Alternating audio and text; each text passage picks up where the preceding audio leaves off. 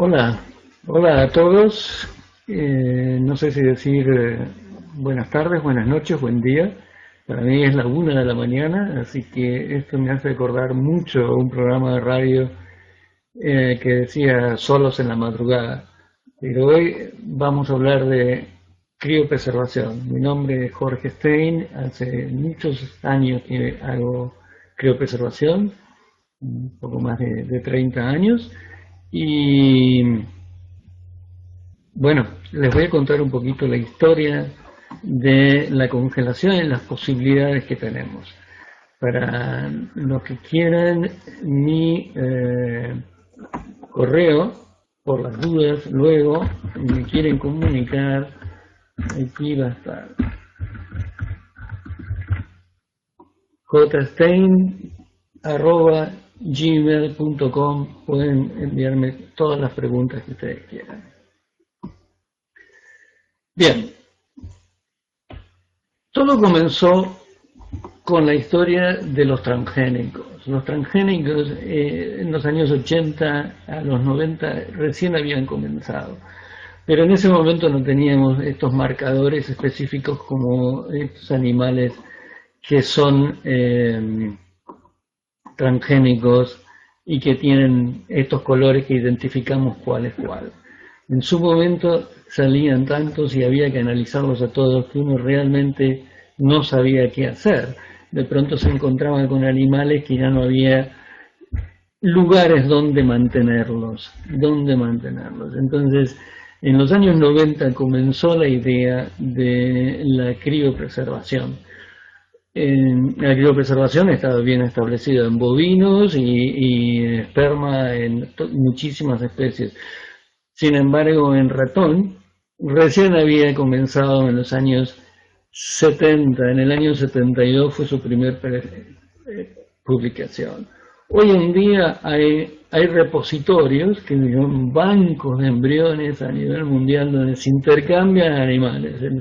En Estados Unidos está el MMRC, en Europa el LEMA, de los cuales tuve la suerte de comenzar a trabajar con ellos desde sus comienzos, y el Rinken, que es el más famoso en Japón, y hoy también está el de Nakagata, pero estos tres son los mayoritarios. En Sudamérica lamentablemente aún no hay nada, hay inicios, pero aún no hay nada. Y aquí es donde prácticamente están todas las cepas que existen y que se han publicado y que han sido importantes, están hoy en día congelados, ya sea como embrión, como esperma o como stem cell.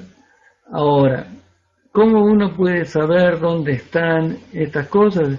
Pues bien, hay una Federación Internacional de los Recursos de Ratones que simplemente con este correo que ustedes ven aquí, este sitio de internet que ven aquí, pueden encontrar la cepa que ustedes están buscando. Para alguien que quiere hacer investigación no tiene que reinventar la pólvora. Normalmente el knockout o algo de lo que ustedes quieran está. Cuando entran en este sitio, ustedes pueden saber si el animal está congelado por embrión, por esperma o solamente hay stem cells, y todas las variaciones que hay dentro de los distintos tipos de knockout, knock-in, transgénico o demás.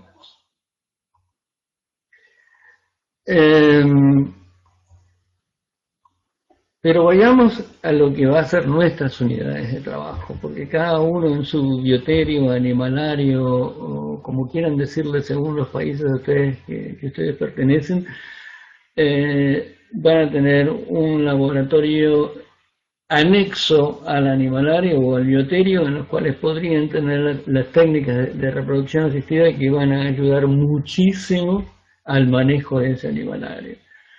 Simplemente para manejar la endocría, ustedes pueden hacer la rederivación de ratas y ratones, pues son todas las mismas técnicas. El banco de embriones, lo que les voy a explicar hoy también va a ser lo que se llama speed freezing, que es un congelamiento rápido. Pueden hacer, a su vez, por fertilización in vitro, la expansión de la colonia a pedido. Cuando hay un experimento, ustedes pueden manejar esa cría, entonces manejan los espacios y a su vez los costos. Ustedes pueden recuperar animales viejos o muertos. No voy a hablar de los animales muertos hoy, pero les puedo decir que hasta 5 días después de muerto, se lo mantienen en un refrigerador a 4 grados, el esperma sigue bien, e incluso el ovario hasta 3 días después de muerto se puede hacer una transferencia y volverla a recuperar. Si alguien está interesado, luego lo voy a hablar.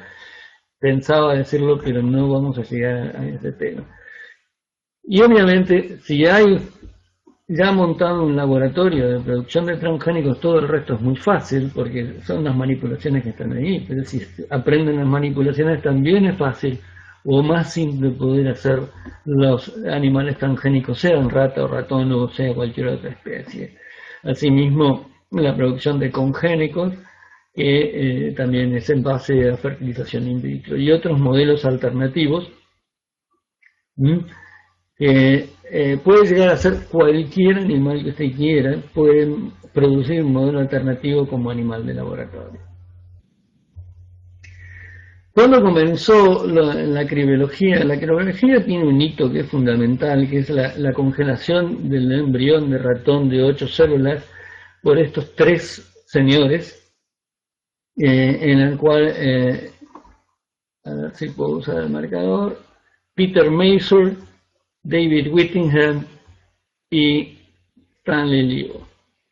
Ellos en 1972 publicaron el primer paper en la revista Science sobre la congelación de embrión. Y de ahí en más han salido todas las especies que ustedes se pueden imaginar, y siempre manteniendo la base de la congelación del embrión. Cuando ellos comenzaron a congelar embriones de 8 células. ¿Por qué 8 células? 8 células simplemente porque ustedes en el laboratorio, si matan la mitad de los blastómeros, cada uno de estos es un blastómero. Hay técnicas en que si tienen un embrión de 2 células pueden separarlas y van a tener gemelos idénticos. En de 8 células van a tener estos blastómeros que también podrían llegar a separarlos. Sin embargo, la idea de que por qué lo utilizaron es simplemente que si es muy buen indicador de la manipulación que ustedes han hecho en el laboratorio. Porque la idea es que el embrión termine con todas sus células intactas. Si matan la mitad, algo ha pasado. Normalmente es tan mala un proceso malo de congelación como un proceso malo de descongelación. En realidad se sufre más en la descongelación que en la congelación. Pero ambos son sumamente nocivos para el embrión. ¿Qué podemos congelar hoy? Hoy se puede congelar lo que ustedes quieran. No, vamos a hablar no solamente de los embriones, porque es muy simple el embrión. El embrión es simple por muchísimas características, simplemente porque tienen todo el genoma de la línea que ustedes quieren congelar, está en el embrión. Mamá y papá está ahí dentro. Si vamos a congelar esperma, que hoy está muy de moda por problemas de costos simplemente, tenemos que hacer luego una fertilización in vitro y luego una transferencia embrionaria, o utilizar ICSI, que trae ciertos problemas también porque es muy difícil la manipulación, o la inseminación artificial, que trabaja bastante mal en rata y ratón. Y lo que voy a hablar por último va a ser la congelación de ovario, que a su vez se puede transferir ovario. Esto es sumamente importante cuando no se puede conseguir esperma, por ende tampoco se pueden conseguir embriones. Entonces, para mantener una cepa en cuales las hembras son las fértiles, congelación de ovario. Hoy en día, también luego les voy a dar el dato, el doctor Naomi Nakagata, acaba de publicar, yo creo que por primera vez, un método viable de congelación de ositos para poder hacer un buen banco de de ovocitos, que en ese caso, en lugar de ovario, podrían trabajar con ocitos.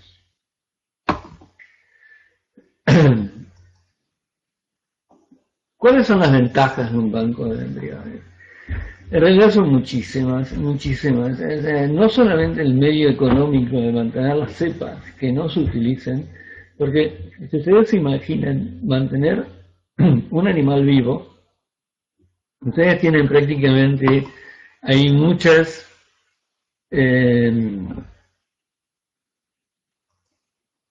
bueno, me están diciendo que no se pueden ver los slides. Que no pueden mantener económico de mantener los animales que no se utilizan con frecuencia.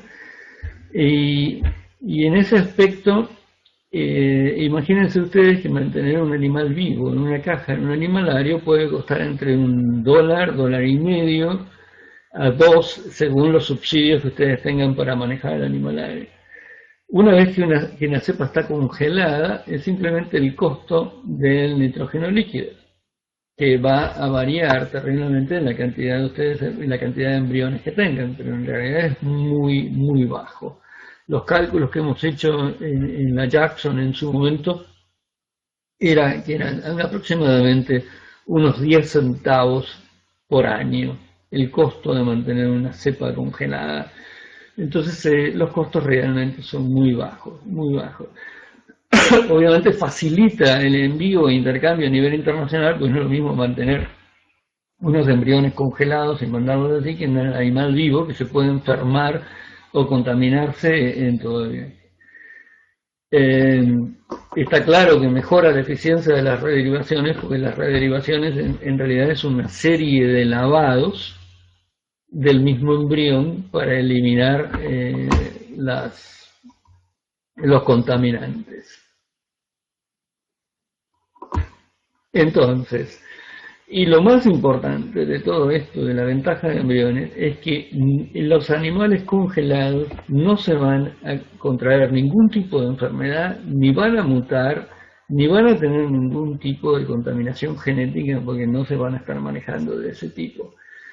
De manera que realmente hay muchísimas ventajas en mantenerlo de ese tipo. Está muy comprobado ya que una vez congelado debajo del nitrógeno líquido, existe que son 196 grados bajo cero, existe la posibilidad de una mutación puntual cada 10.000 años por la poca irradiación que hay. Es como si fuese una nave en el espacio.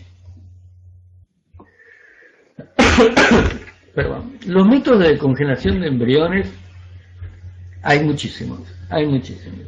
Cuando se comenzó a congelar, todo se congelaba, era una congelación lenta que bajaba a 3 grados por minuto hasta los menos 80.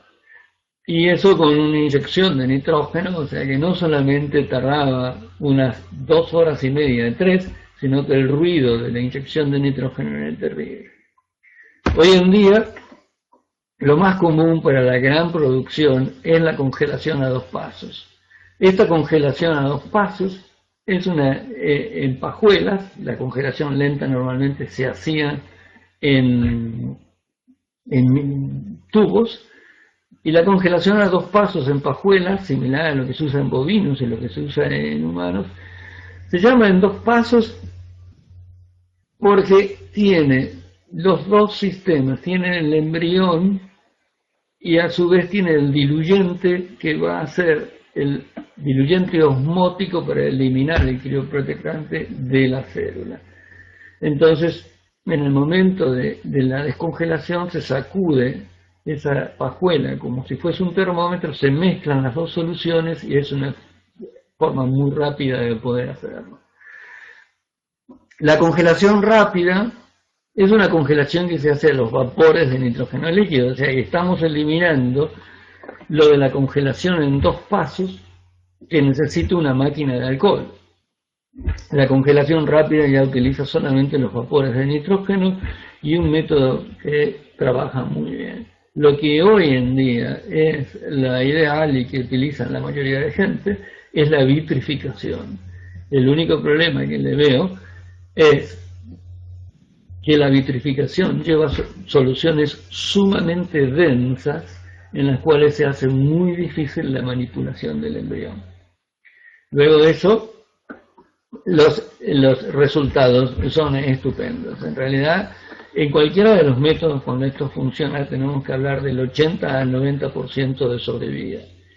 Que la sobrevida cambie es una historia también de las cepas. Hoy hemos escuchado una buena charla de Fernando Benavides, en la cual hablaba de características genéticas y que cada una tenía lo suyo. Pues yo voy a repetir mucho de lo que Fernando decía. Estas son técnicas que son muy simples, pero la genética del ratón nos va a hacer malas pasadas siempre. La vitrificación viene del nombre de vidrio. O sea, cuando hablamos de congelación, tiene que haber una formación de hielo. La formación de cristales de hielo son esenciales para que se forme una solución directamente sólida. En vitrificación, la congelación es tan rápida que pasa del aspecto físico de la congelación a una formación de vidrio. Por eso el nombre de vitrificación. Peter Masur, como les dije antes, fue uno de los papás de todas estas teorías, y él como físico fue el que tuvo la impresión, el diseño, digamos, de las distintas congelaciones. Lo que es una congelación lenta en la cual la célula tiene la posibilidad, voy a usar de nuevo esta flecha, tiene la posibilidad de deshidratarse, eliminar el agua, equilibrarse con el medio, porque entonces lo que hace una célula es el intercambio entre el medio externo y el medio interno. Nosotros sabemos por las leyes, y el primer premio Nobel fue el que descubrió que el 80% de la célula era agua. Entonces, aquí se juega con esos principios: eliminar el agua y poner un crioprotector, que normalmente es o polietilenglicol, glicerol o dimetilsulfóxido, que baja el punto de fusión del frío. Entonces, es exactamente lo mismo que hacemos con los coches en las zonas de hielo, donde se le agrega un anticongelante en el radiador. Okay. En la célula le cambiamos el medio para que no se destruya. Si dejamos el agua dentro de las células, estos cristales de hielo se formarían dentro de la célula, como lo muestra en esta célula rápida. Entonces, ¿qué pasa? Eso mataría o destruiría los organelos del citoplasma, y ahí mataría a la célula. En cambio, si vamos a una congelación súper rápida, como la vitrificación, la formación de cristales es tan pequeña porque no le da tiempo a formarse. Entonces, esos son los tres principios que se utilizan para la congelación. En realidad, cualquiera de los estadios preimplantables se pueden congelar. Desde la primera célula con 2 pronúcleos, ideal para ser transgénicos, o 2 células, que es la que a mí me gusta, o cualquiera de estas de 8 células hasta llegar a mórula. Cuando llegamos a blastocito, es bastante más difícil la congelación, solamente se puede hacer por vitrificación. Obviamente esto que es el hatching, es cuando aquí ya tenemos las células madres saliendo, aquí no vamos a poder congelar nada porque no va a ser viable. Pero hasta aquí, o sea, hasta la de blastocito sí se puede congelar. Cada una tiene su ventaja y desventaja. En la medida que ustedes quieren congelar 8 células, tienen que esperar a que los embriones lleguen a 8 células para poder recolectarlos. Entonces ya tienen 3-4 días el animal sentado en el animalario esperando a esto. En cambio, lo que se llama el speed freezing, que es un método que habíamos comenzado en la Jackson, que es una modificación de Renard y Babiner en el sistema de congelación. Pero todo se basa en la fertilización in vitro. Entonces, La idea aquí es superovular las hembras. Por cada macho ustedes pueden utilizar 5 a 10 hembras, se hace la fertilización in vitro, recolectan todos los embriones que ustedes quieran y luego se congelan en este estadio. Y es mucho más económico que el resto, y mucho más. Entonces, directamente al descongelarlos, obtienen las 2 células y luego simplemente hacen una transferencia embrionaria y tendrán la línea que ustedes quieren. Es bastante simple, siempre y cuando se pueda manejar la fertilización in vitro como arma base para toda esta congelación. ¿Por qué también es más cómodo de 2 células? Porque la transferencia embrionaria se hace en infundibulum y es mucho más simple que luego esperar a blastocito para tener que hacerlo en útero. Ahora bien, como toda maravilla tiene su problema. Alguien va a querer engañarnos, tiene un catch, como dicen en inglés. Y esto es del libro de Silver, de genética del ratón, en el cual, como hoy Fernando hablaba, cada cepa va a tener su reproducción marcada. El índice de reproducción de la cepa es básico. Ustedes no pueden tener un BALT-C que tenga 10 crías, no existe. Eso no va a ser BALT-C. Y va a tener una cantidad de apareamientos que van a ser nulos. O sea, esto se sabe que lo que se llama aquí marcado como relativa fecundidad, este aspecto, entonces quiere decir que tantas veces va a aparearse y tantas veces va a quedar preñada. Cada cepa endocriada es característica en ese aspecto. Y lo mismo en un trabajo que es del 2010, que hemos hecho, hemos demostrado que comparando ratones transgénicos de la misma base genética, o sea, si ustedes trabajan con C57, cuidado con decir C57, sino que habría que decir B6 si son los negros, porque C57 hay de varios colores y no solamente son negros.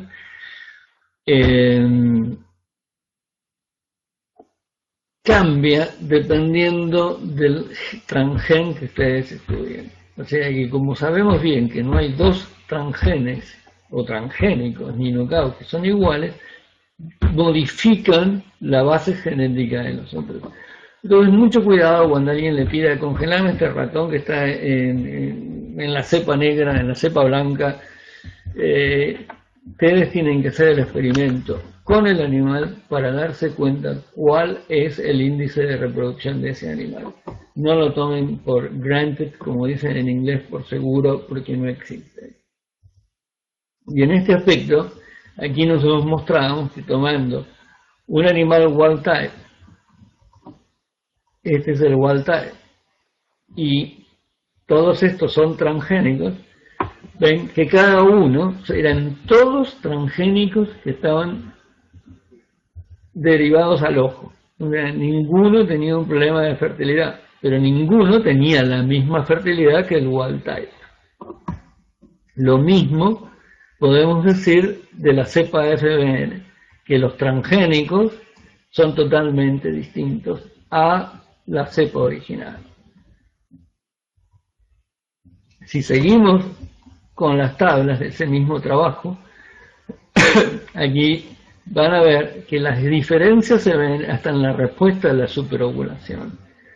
Entonces, aquí por ejemplo nosotros tenemos animales que ovulan,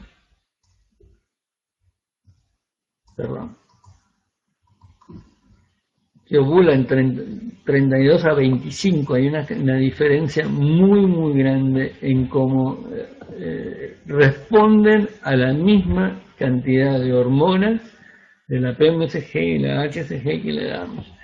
Y eso no es un problema que ustedes normalmente a veces me preguntan a mí, tengo un problema con la hormona, ¿y por qué no nos fijamos primero en la base genética del animal que estamos trabajando? Lo mismo, y aquí haciendo un poquito de propaganda, pero cuando vamos a hacer las rederivaciones, que este es un capítulo que escribimos y ha salido el libro hace 2 años para la IST, exactamente lo mismo hablamos. Cuidado cuando vamos a rederivar porque cada cepa va a tener su problemita, y entonces cuando nosotros recolectamos embriones y podemos tener muchos, tenemos que pensar que de lo que transferimos no van a ser el 100%. Entonces las cosas van a cambiar y eso va a depender mucho de la cepa con que trabajemos. Vamos a esperma y ya dejamos de lado la época del homúnculo, como lo vemos aquí, de la época en que papá ponía la semillita esta en el vientre materno. Ya no existe más, ahora sabemos bien lo que sucede, pero seguimos trabajando con algo que es muy pequeñito y que va a tener muchos problemas. Sin embargo, ¿qué es lo más ventajoso? Es el costo. Ustedes con 2 machos ya tienen toda la cepa congelada y protegida. Entonces de ahí que se hizo muy bien, muy rápido tomó auge la criopreservación de esperma. Por otro lado, ustedes no tienen que superovular a las hembras, no tienen nada de esto porque congelan el esperma. Y la misma historia de la protección de la cepa contra posibles enfermedades o contaminación genética.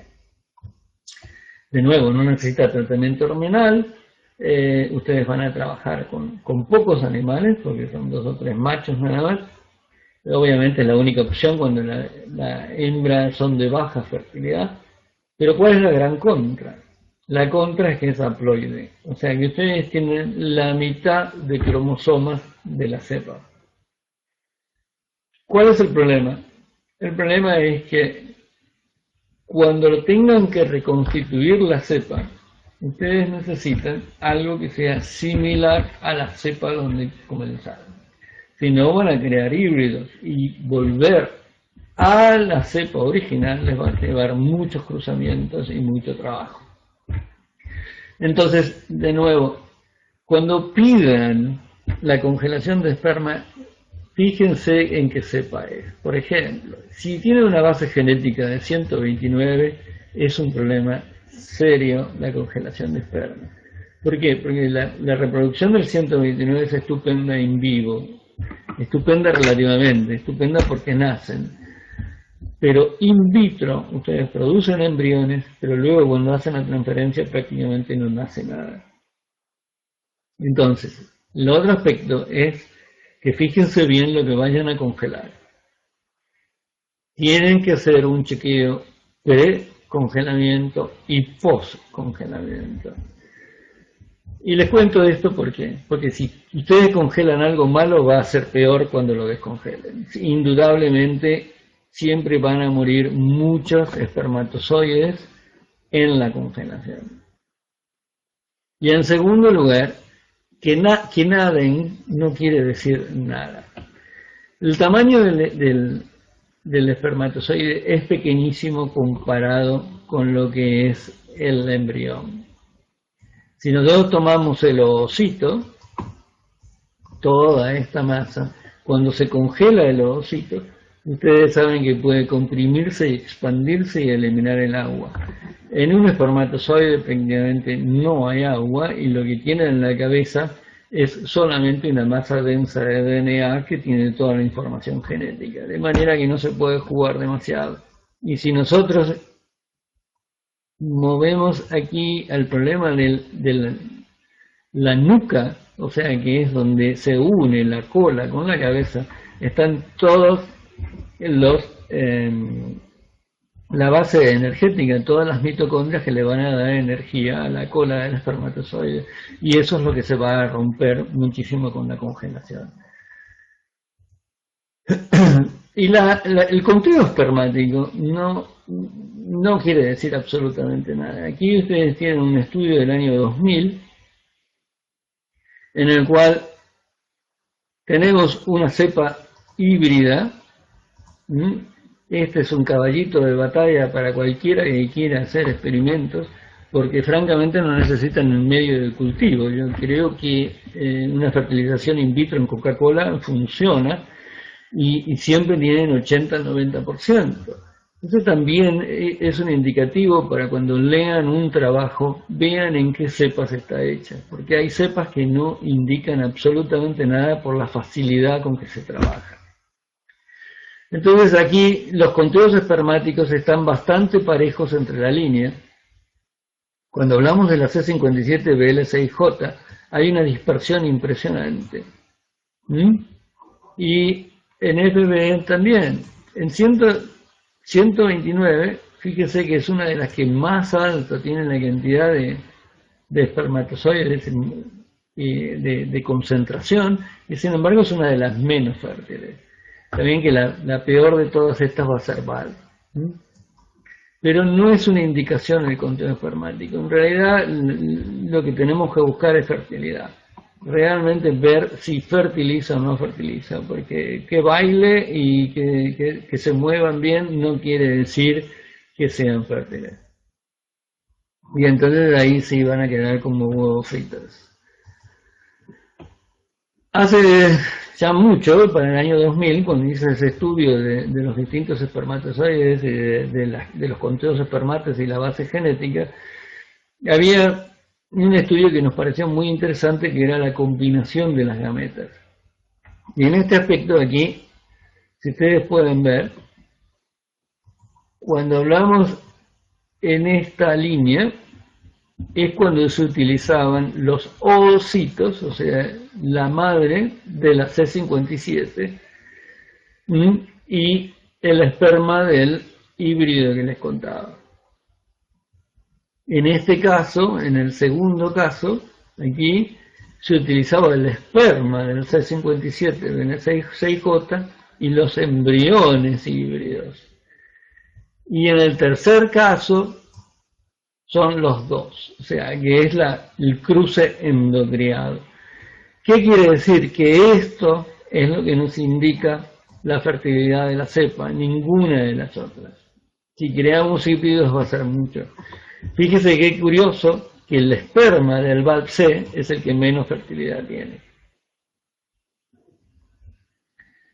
Eso fueron estudios del 2000 y hemos seguido haciendo estudios de genética de la fertilización muchísimo, pero cuando comenzamos a hacer la congelación de esperma con la famosa leche descremada y el 3%, 17%, 18% de rafinosa, 3% de leche descremada, que era la base de los estudios de Nakagata. Pero Naomi Nakagata, cuando publicó los primeros papers en los años 97, 98, era que nadie los podía repetir, y de ahí que en la Jackson hicimos mucha fuerza para desglosar todo el trabajo y lo hemos hecho funcionar. De ahí que la gente sigue hablando de mi método cuando en realidad era el método de Nakagata, que lo habíamos puesto a punto. Pero el gran problema ¿cuál era? Que los C57 nunca lo podíamos tener, teníamos un 5% de fertilidad. Y así fue como todo el mundo decía, esto no funciona para ahí, no funciona para allá. Fue así que en el 2008 la Jackson saca el famoso método del metil beta ciclodextrina como un antioxidante que funciona en el esperma, y hablaba de los métodos tradicionales, que estos naranjitas que ustedes ven aquí, era mi método, y el verde era el de ellos, y que comparaban con el método en fresco. Es un método que funciona muy bien, que trabaja muy bien, pero siempre hay variaciones de cepas, como ustedes lo pueden ver. Sin embargo, y lo que estoy muy interesado en mostrarles, es un método de Taro Takeo que sacaban ahora en el 2012, pero es el método de Naomi Nakagata, donde realmente prácticamente todas las cepas tienen una fertilidad estupendísima comparado el fresco con el congelado. El método de congelación es similar a lo que estábamos hablando antes, con leche descremada y rafinosa, con un aditivo de un antioxidante, pero el secreto aquí estaba más en la fertilización in vitro cuando se utiliza ciclodextrina. Aquí tienen ustedes los trabajos estos que son esenciales, muy importantes, y hago hincapié en este sitio si ustedes lo pueden copiar. Aquí tengo otra donde copien esto y ustedes van a tener acceso a todos los trabajos aquí a ver, aquí yo creo que tengo el link correcto.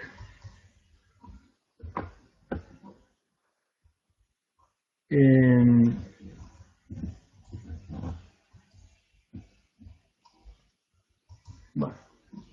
Entonces, aquí en este sitio ustedes encontrarán todo un manual de biología de la reproducción del ratón y todas las técnicas de congelación que Naomi Nakagata está haciendo.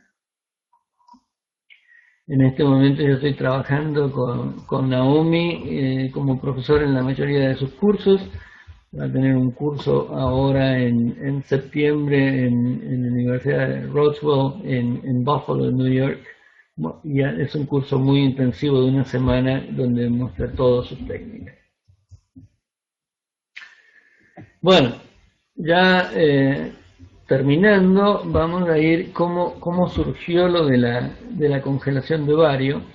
Aquí estaba yo en un día de verano en Bar Harbor, muy caluroso por cierto, tirado en la playa pensando porque nos llegaban animales como este, que morían, era para congelar embriones, pero los animales morían más o menos en unos 2 meses de mantenerlos estabulados por la cantidad de tumores que aparecían. Entonces era imposible directamente superovular estos animales. Entonces tenía que haber una posibilidad de congelar los embriones porque la Jackson mantiene cepas siendo criadas simplemente por trasplante de ovarios. Eso fue establecido en el año 57 y se usó un paper de la revista Science de un tal Stevens, en el cual todas las cepas que tienen distocias y problemas de parto cambian los ovarios a una recipiente que macheen los H2, antígenos H2, entonces no hay rechazo para el ovario. Y teniendo esas técnicas y teniendo la posibilidad de congelar, se nos ocurrió congelar el ovario. Entonces teníamos la cepa de donde recolectábamos el ovario, y cada ovario lo cortábamos en una mitad. Entonces teníamos 4 trozos de ovario por cada animal. Utilizando los recursos de la Jackson, lo que utilizábamos era la misma cepa de otro color. Por eso utilizábamos C57 agouti o C57 blanca para ser receptora de un ovario que era negro o marrón. Y entonces solamente lleva medio ovario. Aquí se hace una ovariectomía total, mejor dicho, de un lado es ovariectomía y del otro se remueve el ovario con cuidado de no destruir la bursa, se pone el ovario o la mitad del ovario en esa bursa y luego se aparea y a los 40 días comienzan las crías. Y eso fue en base a una congelación lenta con DMCO, 1.5 DMCO, porque lo que se me ocurrió fue utilizar la misma técnica que la congelación de embriones para tener los mismos ciclos. Y entonces hacerla fácil para poder congelar todo. Y por suerte funcionaba muy muy bien. Esta es la cirugía que ha venido de de la segunda edición de la Biblia de la manipulación del embrión, pero con un solo error, porque nunca se utiliza un ovario entero, sino que lo que se utiliza es la mitad del ovario, y entonces es mucho más fácil volverlo a colocar en la bursa. Imagínense que cuando tienen esta bursa y quieren sacar el embrión, esto colapsa. Entonces al colapsarlo no pueden volver a ponerlo. Colocando en la mitad es mucho más fácil. Y esto es un ovario de un ratón luego de congelado y descongelado. Obviamente los libros dicen que se mata todo ovocito secundario o los grandes, y aquí prácticamente lo demuestra. En este caso, cuando ustedes pueden ver que se desconecta de la base, aquí tenemos el ovocito en el centro y estas serían las células de la teca folicular. Esta teca folicular tiene todas las proteínas G, la comunicación de quién va a crecer, quién va a ir a apoptosis, quién va a ovular, quién va a desaparecer. Toda la comunicación está a través de las células de la teca folicular. O sea que si se desconecta, como en este caso, aquí muere porque directamente no queda nada conectado y se va deshidratando. Y hay películas pequeñas que han pasado eso.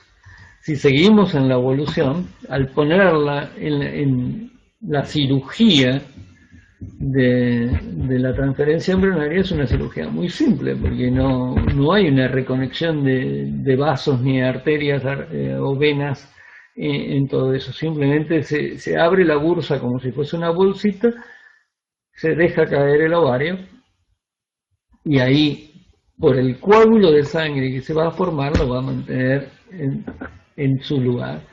De ahí que a las 24 horas, si hacemos una histología, como en este caso, lo vamos a ver que está perfundido en sangre, pero simplemente es una difusión pasiva de la sangre dentro del órgano del ovario.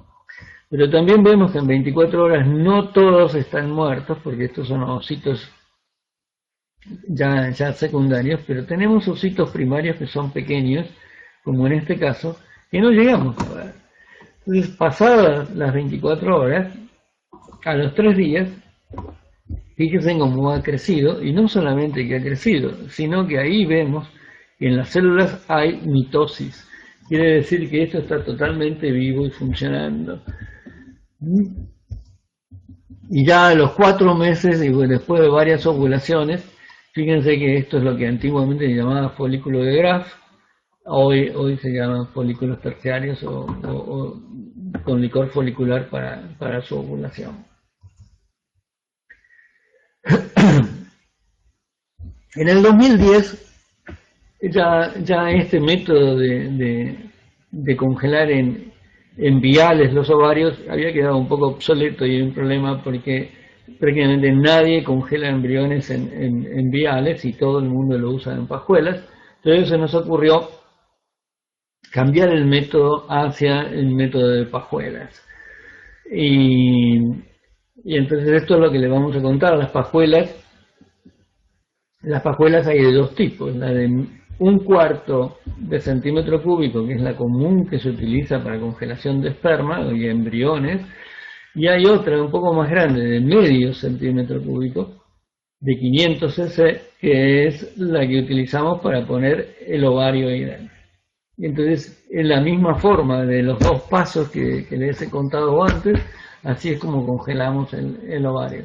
Simplemente que la edad de la hembra es exactamente la misma, la pajuela es la de medio centímetro cúbico, pero el crioprotector, en lugar de tener DMCO, utilizamos 2 molar de propilenglicol más 10% de suero fetal bovino en el medio de M2. Estos dos elementos son iguales que con el DMCO. La única diferencia aquí se me ocurrió de que el propilenglicol o el etilenglicol tiene menor peso molecular, por consiguiente penetra más rápido y se elimina más rápido del órgano.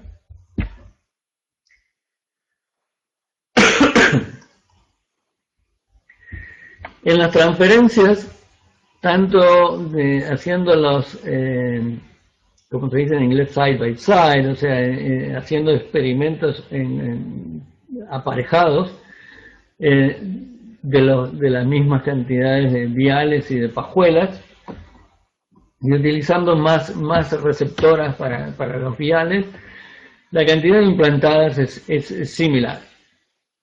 Es similar, no hubo grandes diferencias, el número de crías nacidos todavía era mejor en pajuela, y las crías por hembra eran muchísimo mejor lo congelado en pajuela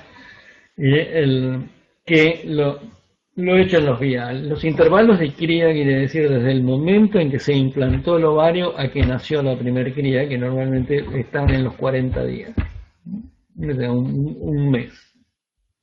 ¿Y por qué un mes? Porque más o menos una semana es de respeto de la cirugía que tiene que tener hasta que se recupere ella normalmente a ponerla con el macho. Y esto francamente ha funcionado muy bien.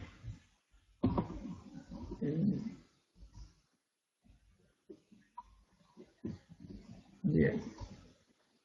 Bueno, creo que he ido un poco muy rápido, entonces tenemos, le agradezco mucho a todos, les voy a escribir nuevamente mi correo aquí, por las dudas que no lo tengan, si alguno tiene alguna otra pregunta luego de esta charla, y vamos a aprovechar para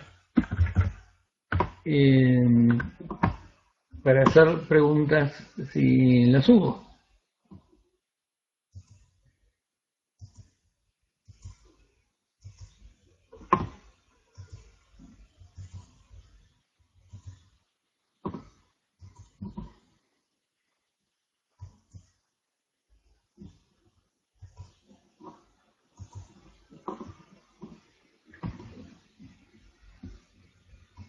Bueno,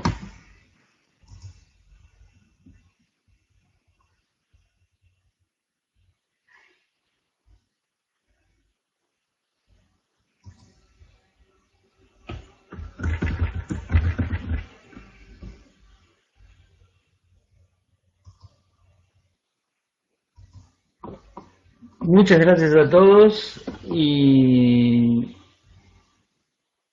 quedan las preguntas para contestarlas por correo con cualquiera que ustedes se quieran acercar.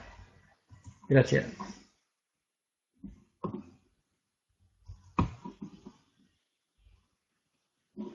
Aquí hay una pregunta que se puede hacer.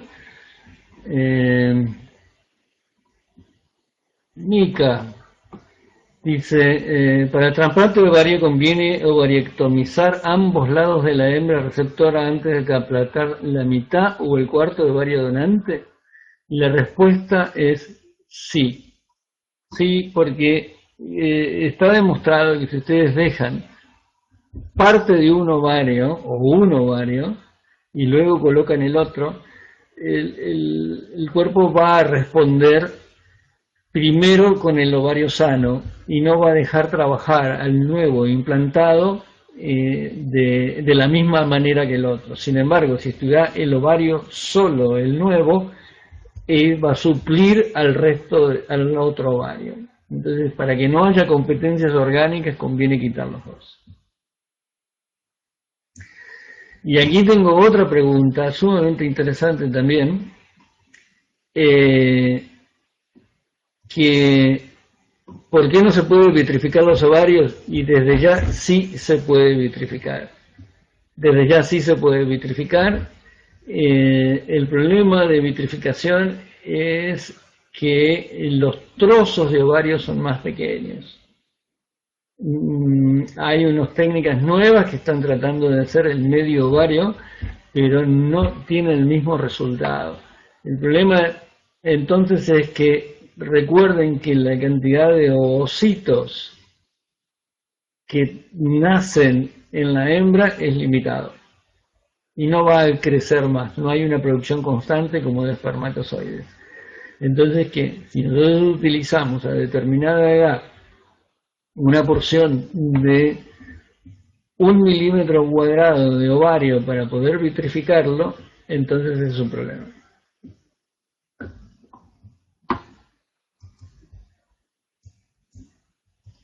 Bien,